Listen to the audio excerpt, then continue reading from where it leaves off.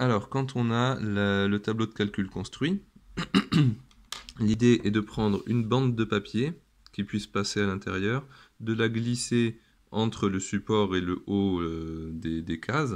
Donc voilà, on la glisse jusqu'au fond pour avoir hop, un petit morceau qui dépasse des deux côtés pour pouvoir tirer. Et comment on va l'utiliser? Disons que je souhaite calculer 5,34 multiplié ou divisé par 100. Je pars de 5,34, donc j'écris 5,34 dans les cases qui correspondent, donc le 5 à gauche de la virgule, puis le 3 dans les dixièmes et le 4 dans les centièmes.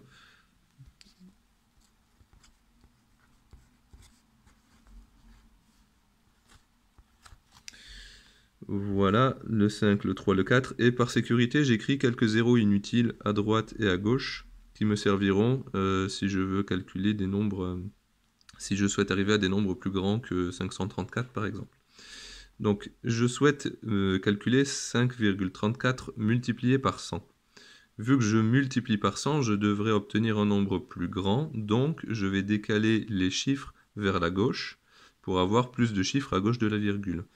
Et comme je multiplie par 100 et que 100 a 2 zéros, je vais prendre le bord gauche de ma réglette et tirer pour décaler tous les chiffres de 2 rangs.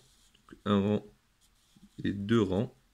Et j'obtiens 534,0, autrement dit 534. 5,34 fois 100, ça fait bien 534. Et si je voulais diviser par 100, si je me remets hop, au 5,34 initial, voilà.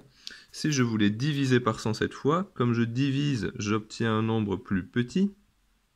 Donc, je vais décaler tous les chiffres vers la droite d'autant de rangs qu'il y a de 0 dans le multiplicateur, dans le diviseur, pardon. Donc si je divise par 100, étant donné que 100 a 2 zéros, je vais décaler de 2 rangs vers la droite cette fois. Un rang, 2 rangs, et je vois que 5,34 divisé par 100, ça donne 0,0534. Si j'avais voulu diviser par 1000, j'aurais décalé encore d'un rang de plus. Et là, il aurait fallu que je rajoute encore un 0 inutile ici, à gauche de ma virgule, mais le principe est exactement le même.